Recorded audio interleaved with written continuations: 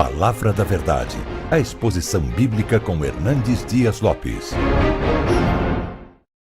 Convido você para pegar sua Bíblia comigo e abrir a sua Bíblia no livro de Gênesis, capítulo 18. Eu quero ler com você esta belíssima passagem que trata de um importante episódio na vida deste patriarca, o pai de todos os crentes. Então, abra sua Bíblia e acompanhe a leitura comigo, Gênesis 18. Apareceu o Senhor a Abraão nos carvalhais de Mamre, quando ele estava sentado à entrada da tenda, no maior calor do dia. Levantou ele os olhos, olhou, e eis 3 homens de pé em frente dele.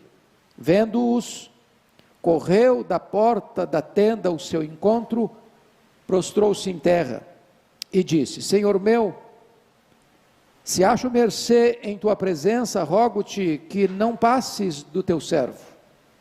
Traga-se um pouco de água, lavai os pés e repousai debaixo desta árvore. Trarei um bocado de pão.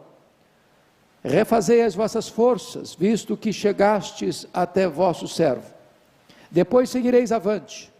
Responderam: faze como disseste.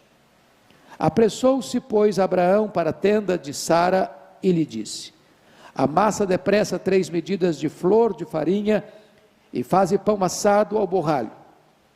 Abraão, por sua vez, correu ao gado, tomou um novilho tenro e bom e deu ao criado, que se apressou em prepará-lo. Tomou também coalhada e leite e o novilho que mandara preparar e pôs tudo diante deles. E permaneceu de pé junto a eles, debaixo da árvore, e eles comeram. Então lhe perguntaram: Sara, tua mulher, onde está? Ele respondeu: está aí na tenda. Disse um deles: certamente voltarei a ti daqui a 1 ano, e Sara, tua mulher, dará à luz um filho. Sara o escutava, ou estava escutando, à porta da tenda atrás dele. Abraão e Sara eram já velhos, avançados em idade, e a Sara já lhe havia cessado o costume das mulheres. Riu-se, pois, Sara no seu íntimo, dizendo consigo mesma: depois de velha, e velho também o meu marido, terei ainda prazer? Disse o Senhor a Abraão: por que se riu Sara, dizendo, será verdade que darei ainda a luz, sendo velha? Acaso para o Senhor a coisa demasiadamente difícil? Daqui a 1 ano, nesse mesmo tempo, voltarei a ti, e Sara te terá um filho.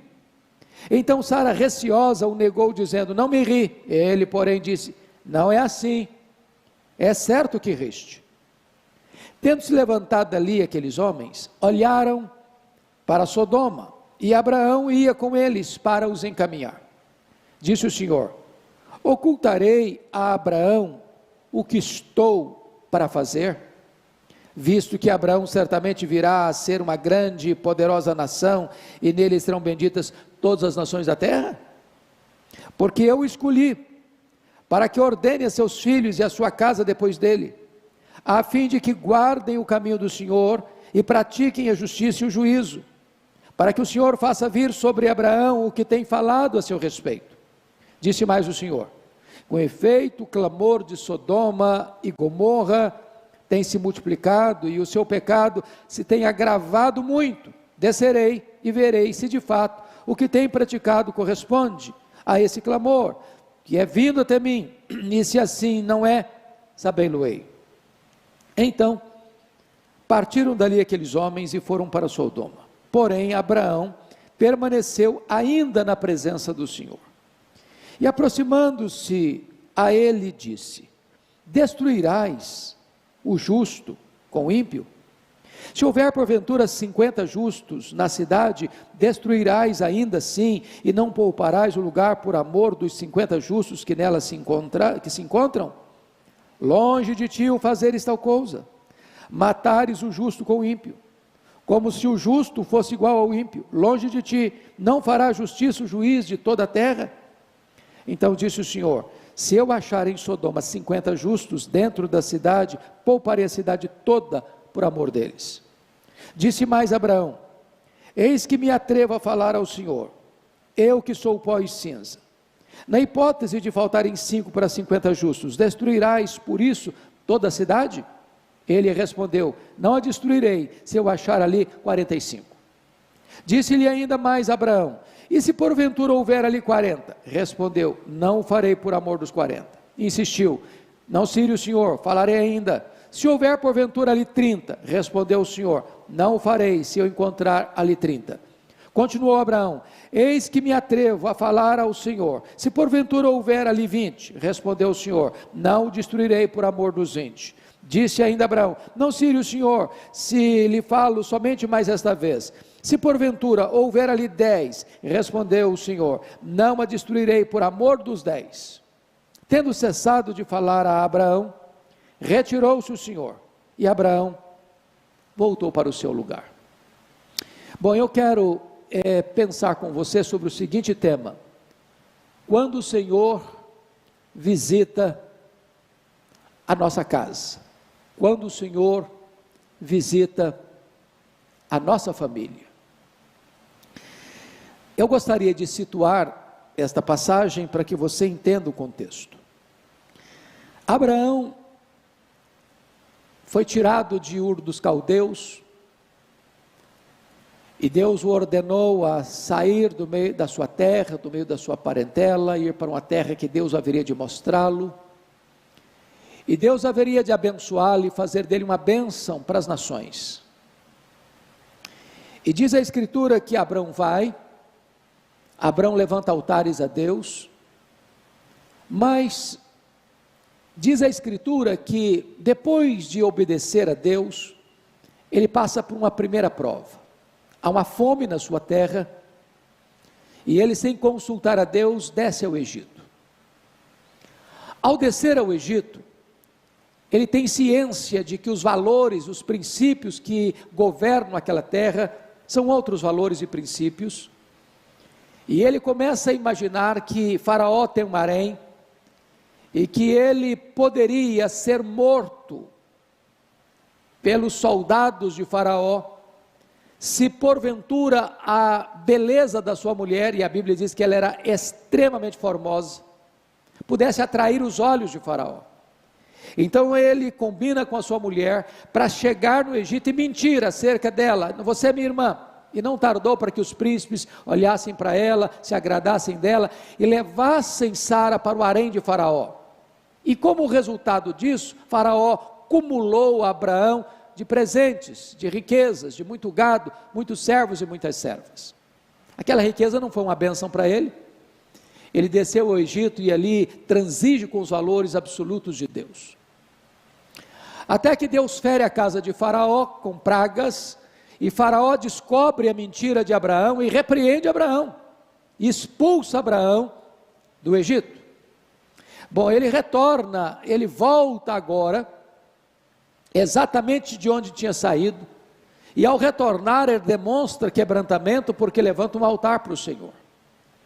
Mas a riqueza que ele trouxera do Egito, ele já era um homem rico, mas trouxe mais riqueza, é o elemento que vai servir de fator principal para a crise entre ele e o seu sobrinho Ló, porque os pastores de ambos começam a brigar por falta de espaço, e então há a separação de Abraão e Ló, e Abraão, como líder do clã, abre mão de escolher, e deixa que Ló escolha primeiro. Diz a Bíblia que Ló olha para as campinas verdejantes do Jordão, onde estavam as cidades da planície, Sodoma, Gomorra e outras mais, e opta por ir para lá, e ele, Abraão, vai para Mamre, perto de Hebrom, e ali se estabelece.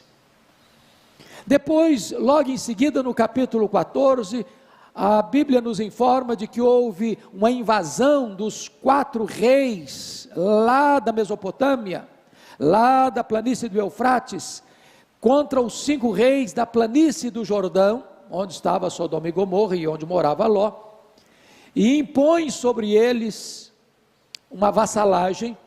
Depois de 12 anos de escravidão, esses 5 reis aqui da planície do Jordão se rebelam contra os 4 reis lá da Mesopotâmia e sofrem uma derrota cachapante, E esses reis lá da Mesopotâmia não só impõem uma derrota, mas levam o povo cativo e expoliam os seus bens, e Ló está no meio dessas pessoas que foram levadas escravizadas. Quando Abraão sabe disso, junta 318 homens da sua casa, valentes, preparados para a batalha, juntamente com os homens que ele aliançou-se naquela região, e impõe uma derrota de estratégia militar sobre os reis do norte, e tira das mãos deles o povo escravizado, inclusive o seu sobrinho Ló. Pois bem, quando você avança um pouco mais nas escrituras, para examinar esse assunto, você chega no capítulo 15, e Deus firma uma aliança com ele, e quando Deus visita-o, ele está muito triste, porque ele está com medo,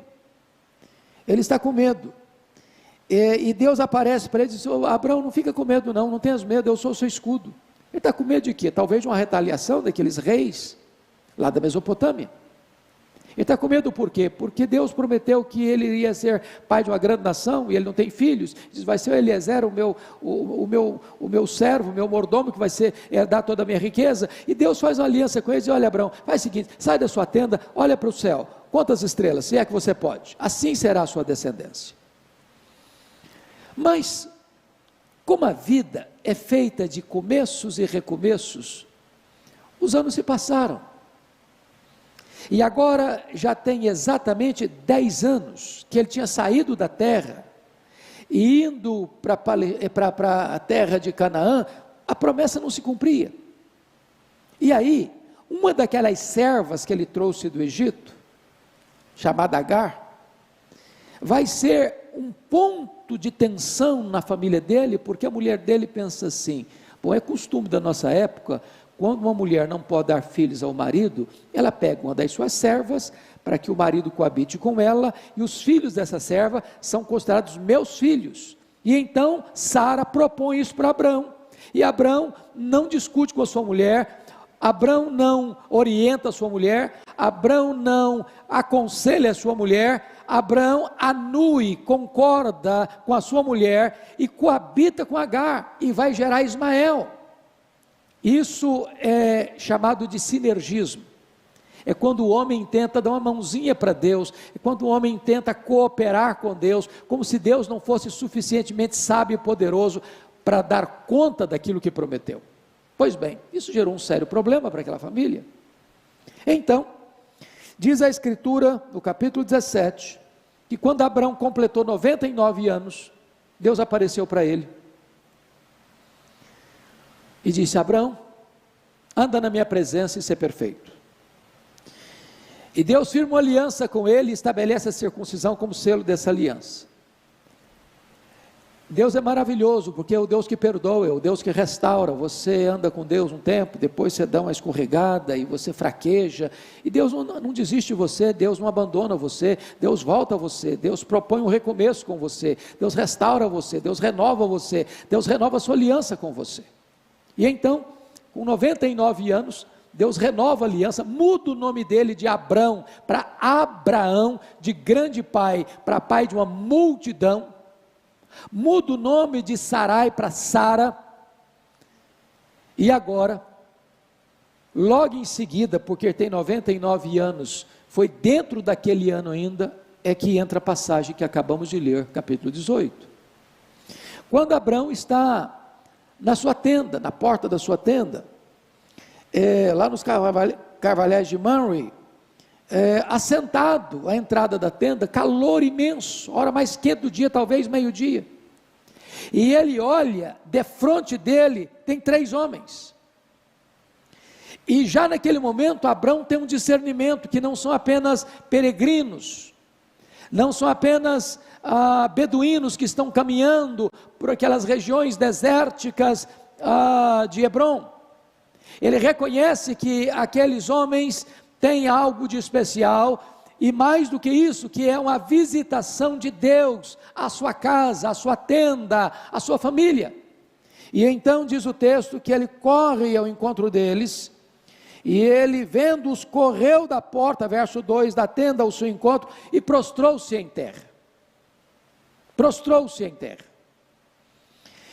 Quero destacar para você que alguns pais da igreja, e até mesmo o reformador Martim Lutero, chegou a pensar que esses 3 homens são a expressão do Pai, do Filho e do Espírito Santo, que seria uma representação da Trindade ali para Abraão. Particularmente, e baseado na maioria dos estudiosos, eu preciso discordar desse pensamento, e penso eu que o texto nos leva a outra conclusão, porque na verdade, o que acontece ali, é que nesses 3 homens, um desses homens representava o Senhor, Deus Jeová, Deus Javé. E você pode ler comigo, por exemplo, o verso 13, disse o Senhor a Abraão. Então, quem está falando não é um anjo. O verso 14, acaso para o Senhor a coisa é demasiadamente difícil? O versículo 17, olha comigo, disse o Senhor, ocultarei a Abraão o que está para fazer, o que estou para fazer? Então, quem está falando aqui não é um anjo, é o Senhor, é um desses 3 homens, é a pessoa do Senhor. Olha ainda verso 22, então partiram dali aqueles homens, e foram para Sodoma, porém Abraão permaneceu ainda na presença do Senhor. E quando você avança um pouco mais no entendimento, você já vai lá para o capítulo 19, versículo 1, ao anoitecer vieram os 2 anjos a Sodoma. Então, enquanto Abraão fica com um dos homens, que é o Senhor, os outros 2 homens são 2 anjos. Então, o que eu quero levantar para você é a bênção de Deus chegar na sua casa, é a presença de Deus no seu lar, é Deus retornando à sua casa, para renovar com você a sua aliança, para trazer palavras de bênção, para trazer palavras de esperança, para trazer palavras de vida, para um casal que já estava amortecido e não tinha a mínima possibilidade de gerarem filhos. O Senhor está vindo lá para dizer o seguinte: olha, daqui a 1 ano vai acontecer, eu falei, eu prometi, e eu sou poderoso para cumprir, porque para Deus, para o Senhor, não há coisa demasiadamente difícil. Talvez a maior necessidade que você e eu temos é da visita do Senhor, é da presença do Senhor na nossa vida, na nossa casa, na nossa tenda, na nossa família. É isso que está acontecendo aqui. E o primeiro retrato que eu encontro aqui de Abraão, então, nesse texto, Abraão, o anfitrião. O anfitrião. Então vamos olhar comigo, por gentileza, a partir do verso 3, porque Abraão, ele demonstra uma solicitude imensa, uma alegria imensa, um prazer imenso, uma pressa extremamente eloquente para receber aqueles 3 homens na sua casa. Ele é um anfitrião e ele tem prazer nisso. Então vamos ver isso, por gentileza. Primeiramente, olha comigo o versículo 3, quando ele diz: rogo-te que não passes do teu servo, fica aqui, fica comigo.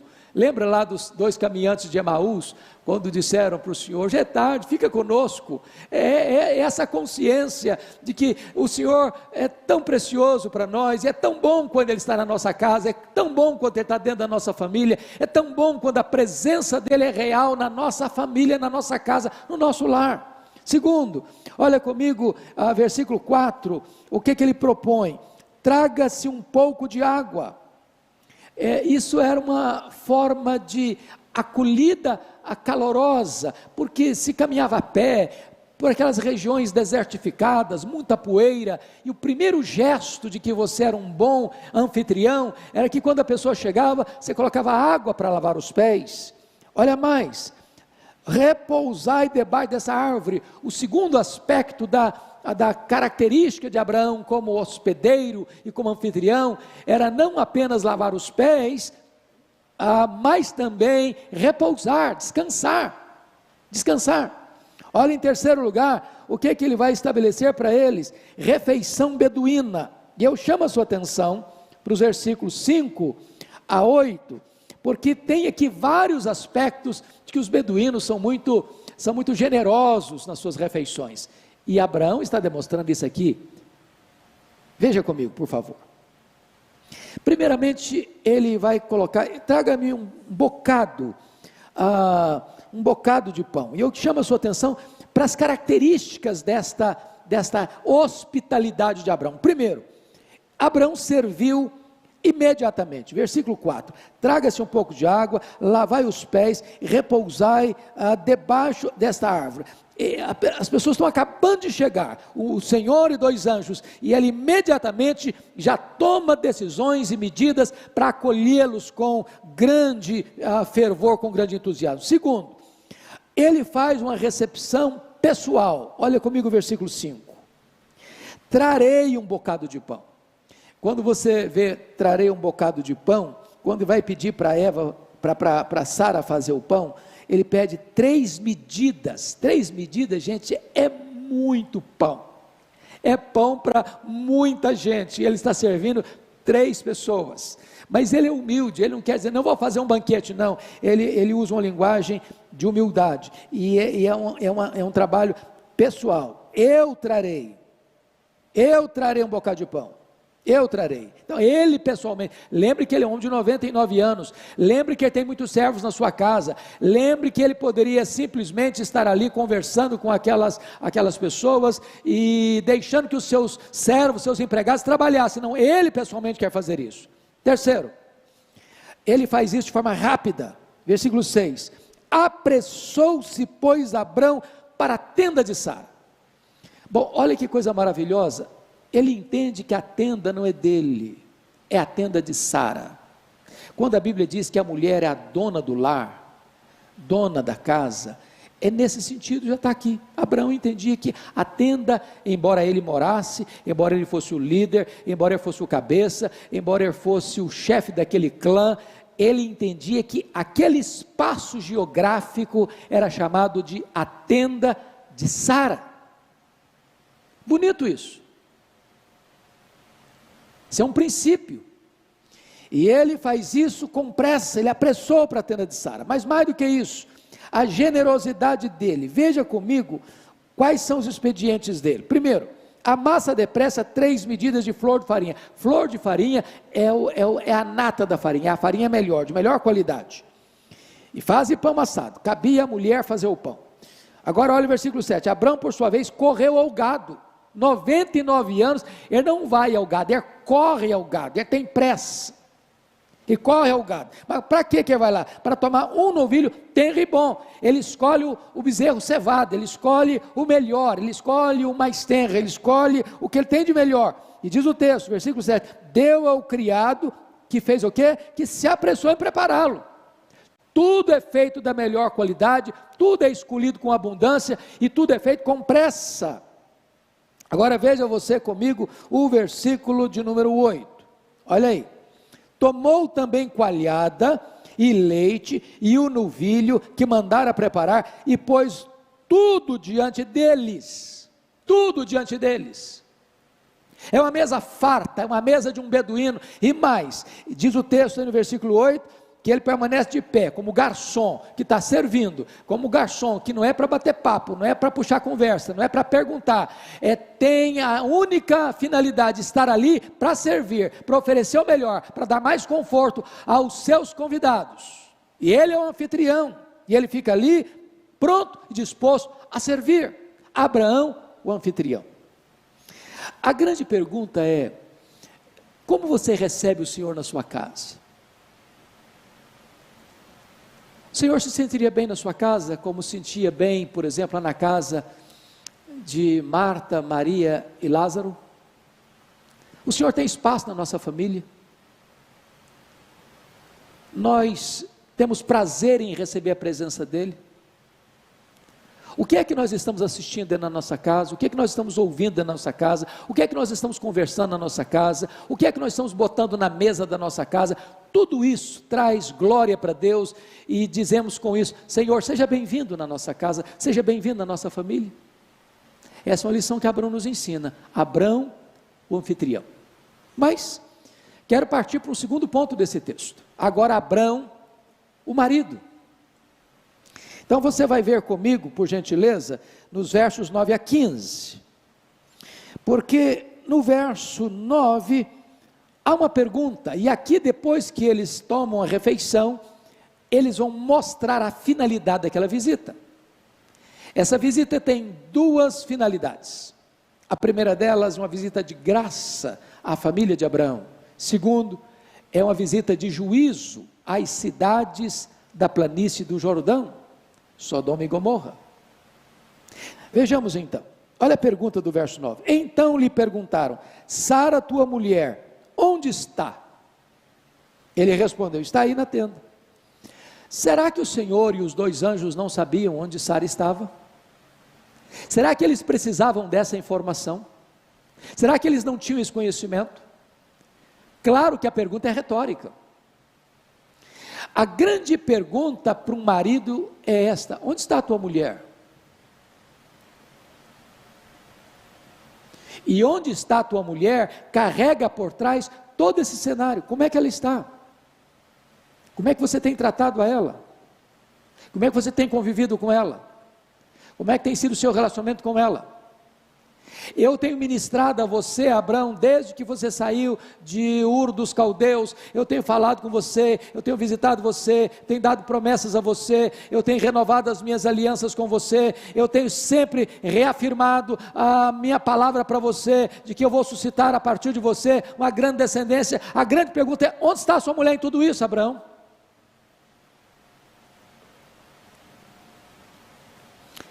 Você tem ministrado a sua esposa? A sua esposa é uma mulher mais crente, mais piedosa, mais cheia do Espírito Santo, porque convive com você, porque se relaciona com você. Onde está a tua mulher? Agora, note você que diante desta pergunta, que foi retórica, há uma promessa no versículo 9, eu chamo a sua atenção. No versículo 10, melhor dizendo. Disse um deles: certamente voltarei a ti daqui a 1 ano, e Sara tua mulher dará à luz um filho. Sara o estava escutando à porta da tenda atrás dele.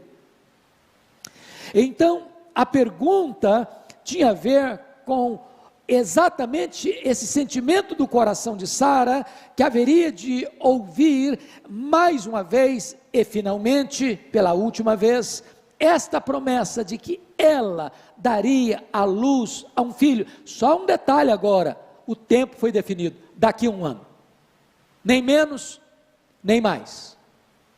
O Deus que promete, agora estabelece os limites do cumprimento da sua promessa, é daqui a 1 ano. Mas vamos ver a realidade agora, versículo 11. Porque esta promessa é feita num contexto de uma realidade complicada. Abraão e Sara eram já velhos, avançados em idade, e a Sara já lhe havia cessado o costume das regras. Bom, o ponto é o seguinte: a promessa do filho vem em choque, em conflito com a possibilidade desse casal gerar filhos. O corpo de Sara já estava morto para a maternidade. E o corpo de Abraão também já estava amortecido. Esta palavra velho aqui, no versículo 11 e no versículo 12, quando ela pergunta: depois de velha e velho também meu senhor, teria ainda prazer, é a mesma palavra, para você ter uma ideia, dos ossos envelhecidos, ou lá em Josué 9, daquelas vestes rotas, que aquelas pessoas vieram para enganar Josué e fazer uma aliança com ele. A realidade é de impossibilidade de um milagre. É por isso que o próprio Senhor com os seus 2 anjos aparecem para dizer: eu vou fazer daqui a 1 ano. Qual foi a reação de Sara? Olha o versículo 12. Riu-se, pois, Sara no seu íntimo, dizendo consigo mesma: depois de velha e velho também o meu senhor, terei ainda prazer? Este é o riso da incredulidade humana, e este é o riso das impossibilidades humanas. Tem hora que você diz, não tem como, não tem jeito, não tem saída, nós estamos num beco sem saída, nós estamos numa situação sem solução, é um problema conjugal, é um problema de saúde, é um problema financeiro, é um problema de conjuntura política do país, de situação econômica da nação, é o problema da sua empresa, é o problema lá do seu comércio, é o problema lá dos seus empreendimentos. Você olha, não tem mais jeito, agora acabou, agora não tem mais saída, agora não tem mais solução. E então eu quero dizer para você que a sua reação pode ser uma reação puramente humana, olhando para os recursos humanos, das limitações humanas. Mas eu chamo a sua atenção agora para a interpelação do versículo 13. Disse o Senhor a Abraão: por que se riu Sara, dizendo, será verdade que darei ainda luz, sendo velho? Deus é o Deus que confronta a nossa incredulidade. Deus é o Deus que nos repreende todas as vezes que nós duvidamos de que o seu poder pode fazer o impossível dos homens. E aí vem a declaração gloriosa que está registrada no versículo 14, uma das mais belas declarações da Bíblia, sobre a onipotência de Deus. Olha comigo: acaso para o Senhor a coisa demasiadamente difícil? Se Ele criou do nada o universo, você acha que Ele não pode abrir o ventre de uma mulher estéril, e Ele não pode ressuscitar o corpo de uma mulher já morta para a maternidade, para ela ser mãe, e mãe daquele herdeiro das promessas? Porventura a coisa demasiadamente difícil para Deus? Foi isso que Jó entendeu no final da sua vida. Agora eu sei que tudo podes, e nenhum dos teus planos pode ser frustrado.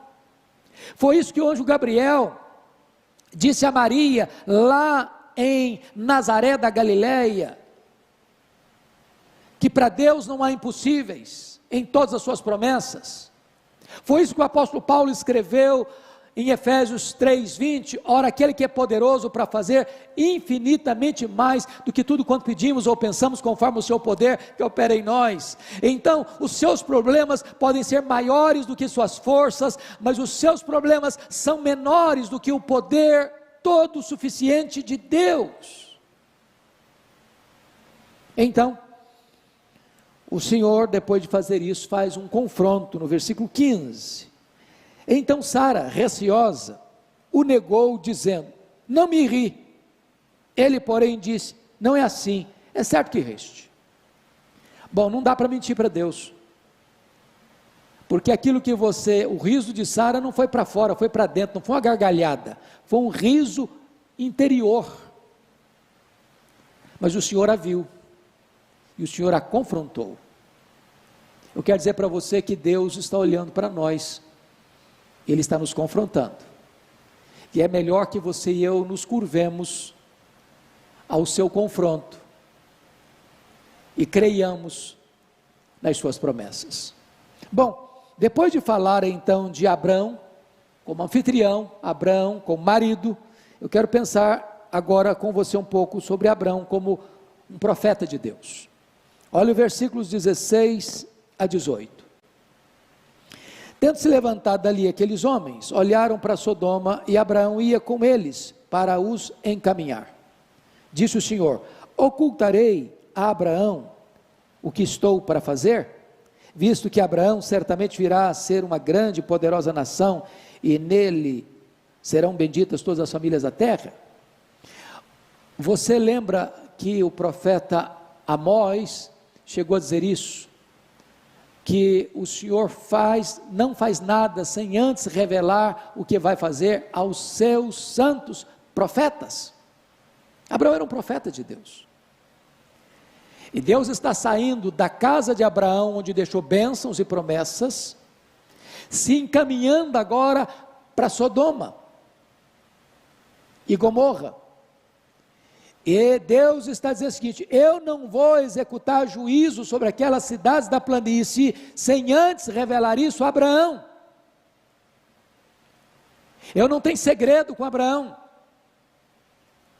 Aquilo que eu vou fazer eu ponho diante dos seus olhos, eu trago essa informação para ele é meu profeta, ele é meu mensageiro, e Deus está mostrando aqui que ele está para cumprir um juízo iminente sobre as cidades malvadas e impiedosas da planície, mas antes disso, Abraão é informado do que Deus está para fazer. Depois disto, vem uma quarta figura de Abraão nesse texto. Primeiro, Abraão, o anfitrião. Segundo, Abraão, o marido. Terceiro, Abraão, o profeta. Mas em quarto lugar, veja comigo agora Abraão, o educador. Você pode olhar comigo, por gentileza, o versículo 19, um dos mais belos textos da Bíblia. Está escrito assim: porque eu o escolhi para que ordene a seus filhos e a sua casa depois dele, a fim de que guardem o caminho do Senhor e pratiquem a justiça e o juízo, para que o Senhor faça vir sobre Abraão o que tem falado a seu respeito. Eu chamo a sua atenção para um ponto muito importante aqui. Para cada pessoa que Deus salva, ele tem um propósito, ele dá um propósito de vida. Por exemplo, o propósito de Noé foi construir a arca e salvar a sua família e recomeçar a povoação da terra.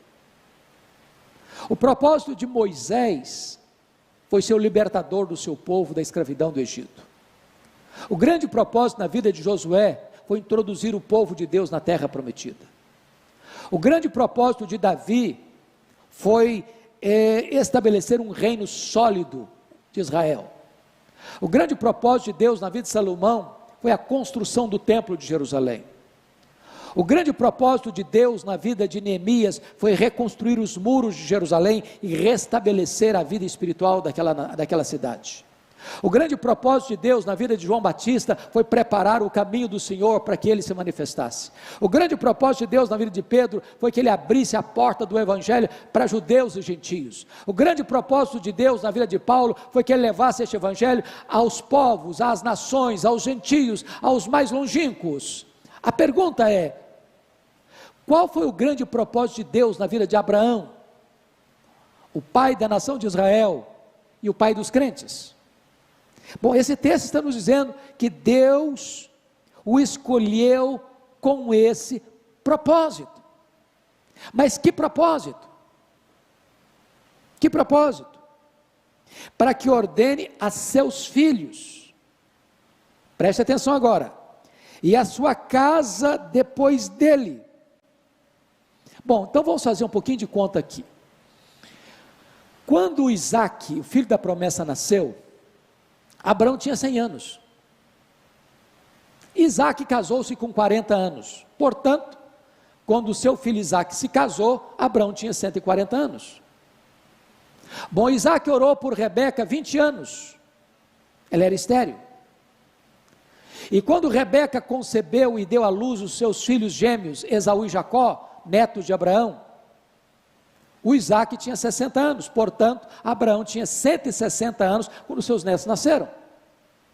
Bom, e Abraão morreu com 175 anos, logo, Abraão só teve 15 anos de vida. A Bíblia diz que ele morreu em ditosa velhice, então ele estava ainda feliz, convivendo. Ele só teve 15 anos para conviver com seus netos. Mas como assim que o projeto de Deus na sua vida foi que ele, está escrito aí no versículo 19, ordenasse os seus filhos e a sua casa depois dele, a fim de que guarde o caminho do Senhor e pratique a justiça e o juízo? Se ele teve tão pouco tempo. E aí você vai entender Abraão e entender esse texto, quando você vai para Hebreus capítulo 11. Que ele viu as promessas e saudou-as de longe, ele sabendo que ele era o pai dos crentes. É como se ele estivesse olhando lá da sua tenda em Mamre, em Hebron, para os séculos para frente dele, para as gerações para frente dele, para as nações para frente dele, e para todos aqueles que o Senhor comprou com o seu sangue, de todas as raças, povos, tribos, línguas e nações, e abençoando essas gerações, dizendo o seguinte: eu quero que a minha geração seja santa, eu quero que a minha geração seja comprometida com Deus, eu quero que a minha geração conheça Deus, eu quero que os meus descendentes sejam comprometidos com Deus. Abraão era um educador comprometido com as futuras gerações. A pergunta que eu faço a você hoje é: qual é o compromisso que você tem de educar seus filhos, seus netos e as suas futuras gerações? Você se lembra do rei Ezequias? Um homem de Deus, mas que cometeu um gravíssimo erro nesse particular. Quando ele tinha 39 anos de idade, Deus apareceu para ele e disse para ele colocar em ordem a sua casa, porque certamente ele morreria. E ele clama a Deus, ele chora diante de Deus, e Deus ouve a sua oração, estende-lhe a sua idade para mais 15 anos. E diz a Escritura que 3 anos depois de curado, ele gera um filho, chamado Manassés. E diz a Escritura que então ele morre, e seu filho começa a governar com 12 anos de idade, reina 55 anos em Jerusalém. Foi o rei mais perverso, mais cruel, mais sanguinário, mais assassino, mais feiticeiro, mais idólatra da história dos reis de Judá. E diz a Escritura que quando ele foi curado, vieram caravanas da Babilônia para presenteá-lo, para se alegrarem com ele diante do milagre, não só da cura, mas da libertação do Império Assírio. E diz a Bíblia que Ezequias abre os seus tesouros da sua casa e mostrou quão grande era, quão poderoso ele era, quão rico ele era, quão esplendoroso ele era, e não disse uma palavra sequer de exaltação a Deus, de gratidão a Deus. E diz a Bíblia que aquilo foi mal aos olhos do Senhor, e Deus mandou Isaías à sua casa para repreendê-lo. E Isaías dá uma palavra dura para o rei Ezequias, dizendo: olha, essa Babilônia que você se envaideceu diante dela, voltará, e tudo aquilo que os reis ajuntaram até hoje, e tudo aquilo que você ajuntar daqui para frente, essa Babilônia vai levar. E tem mais: dos filhos que tu gerares serão levados cativos, serão feitos eunucos, serão castrados. E quando Ezequias escuta isso, em vez dele chorar como chorara 15 anos antes, ou melhor dizendo, como ele chorara depois que foi avisado de que ele morreria, diz a Escritura que depois dessa tragédia de que ele é informado que seus filhos serão cativos, serão castrados, ele responde assim: boa essa palavra, boa essa palavra. Mas acho que você não entendeu, rei Ezequias. Eu estou falando que a Babilônia virá e vai tomar esse povo, e vai levar esse povo cativo, os filhos vão ser levados cativos, vão ser feitos eunucos, e você vem me dizer que boa essa palavra? E ele justifica: boa essa palavra que disseste, porque eu morrerei em paz nos meus dias. Sabe o que significa isso? Sabe o que ele está dizendo? Quando isso acontecer, eu não estou mais aqui para contar essa história. Quando isso acontecer, eu não estou mais aqui.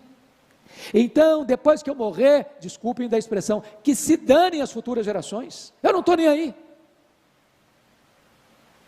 Nós precisamos de pais, de mães comprometidos com a educação de seus filhos, de seus netos, de sua futura descendência. É isso que Abraão fez, e é isso que nós precisamos fazer. Mas eu queria concluir então a exposição desse texto. Primeiro, Abraão como anfitrião. Segundo, Abraão como profeta. Terceiro, Abraão, primeiro anfitrião, segundo marido, terceiro profeta. Quarto, Abraão como educador. E quinto lugar, Abraão como intercessor.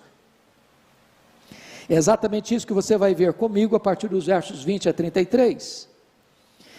E quando chega o verso 20, Disse mais o Senhor. Agora o Senhor vai revelar a Abraão o segundo motivo da sua visita à sua casa.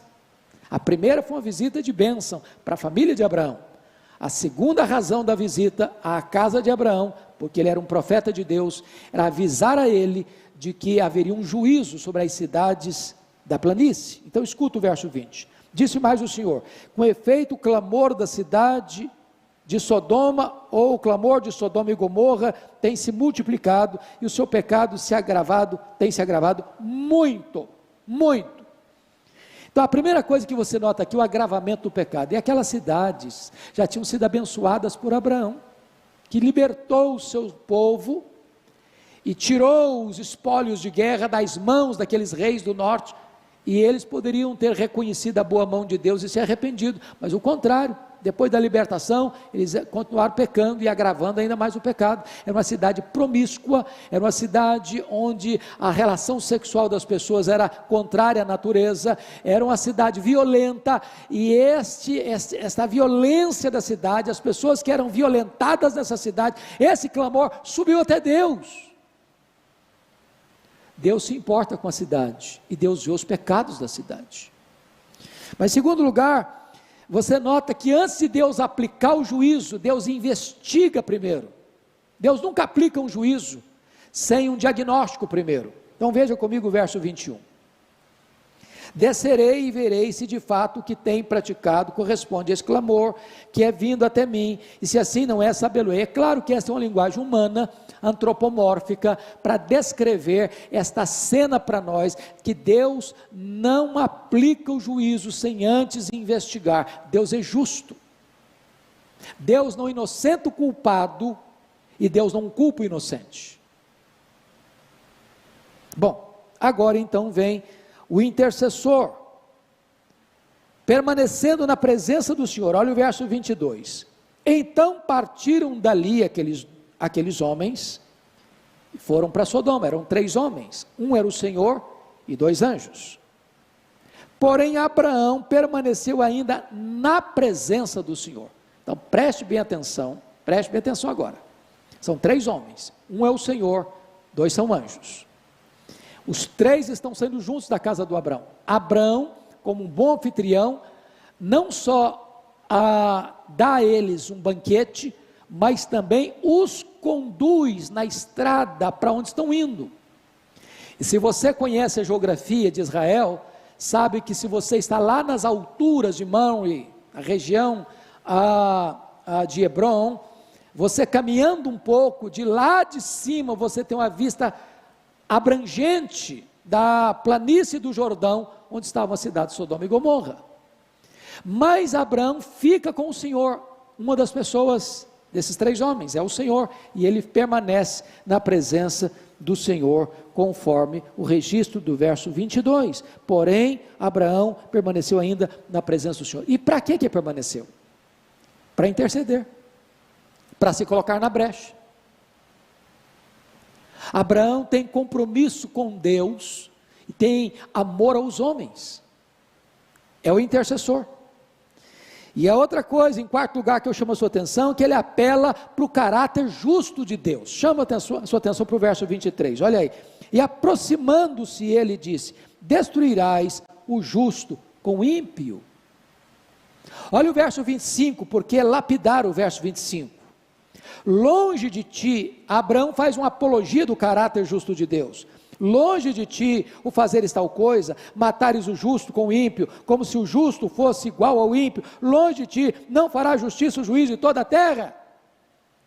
Essa é uma forma de você interceder, é de você relembrar, é você trazer à tona na sua oração quem é Deus. Deus tem compromisso com Ele mesmo, Deus tem aliança com Ele mesmo, Deus tem compromisso com o seu caráter, Deus tem compromisso com os seus atributos, e Abraão está recordando a Deus quem Deus é. O Senhor não vai destruir o ímpio com o justo, porque tu és justo, e sendo tu justo, tu não hás de destruir o piedoso com o ímpio, o impuro com o puro.